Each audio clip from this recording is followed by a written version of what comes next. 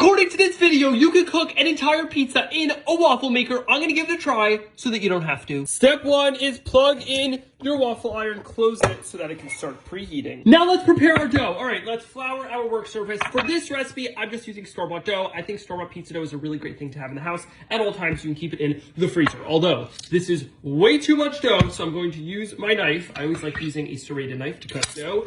Separate it out, and now just take your hand and kind of form it into a circle that's around the size of your waffle maker. You can just use it like this to figure out how big to make it. Just stretch it out and turn, stretch and turn, stretch and turn. Okay, my waffle maker is now hot. Let's open this up, and now it is time to brush it with some oil. I know this says has a non-stick coating, but I want to get a nice crust, so I'm going to put some olive oil and just brush it all around the top and the bottom. And I have to say, I am very excited and optimistic about this one. I love waffles and I love pizza, so the combination just sounds heavenly to me. Make sure to get it in all the little nooks and crannies. Now I'm going to grab my pizza dough, place it into here, then close it, and now it is time to cook our pizza dough in here. I have no idea how long this will take. I'm going to guess about 7 to 10 minutes, but I'll let you know. Check that out. It is really starting to cook. It is starting to smell delicious in my kitchen. If there's one thing that I've learned from doing a lot of these videos is that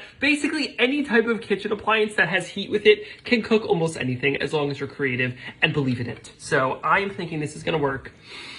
It's starting to smell like pizza. All right, let's take another sneak peek. Wow, that looks good. It might be done, but it's not. I need to keep cooking it so that the inside is fully cooked. Okay, I think it is done. Time for the reveal. Looks pretty incredible. Now, it's time to put on our toppings. I'm going to top on some tomato sauce. Now, in the video, they just put on the cheese and then ate it with the cheese cold. There is nothing on earth I despise more than cold cheese. So this is what I'm thinking.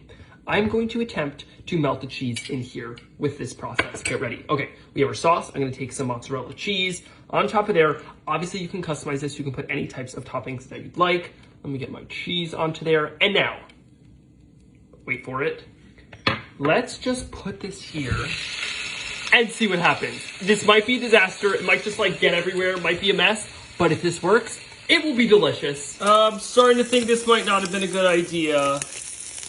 Okay, it made a little bit of a mess. And now onto our cutting board. It's time to give it a try. Now grab a knife and let's cut ourselves a piece.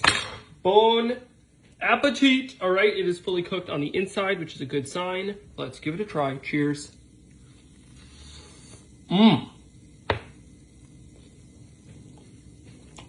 This is delicious. It's a perfectly good pizza. If you're ever in a situation where all you have is a waffle maker, you can make pizza in it. If I were you, if you have an oven, just make it in the oven. It'll be better. But this is totally doable. Hope you enjoyed this video. If you did, be sure to like the video. Comment down below what is a weird way that I can cook pizza that I'll test out for you. And hit the follow button to join the Facebook fam to see all my videos.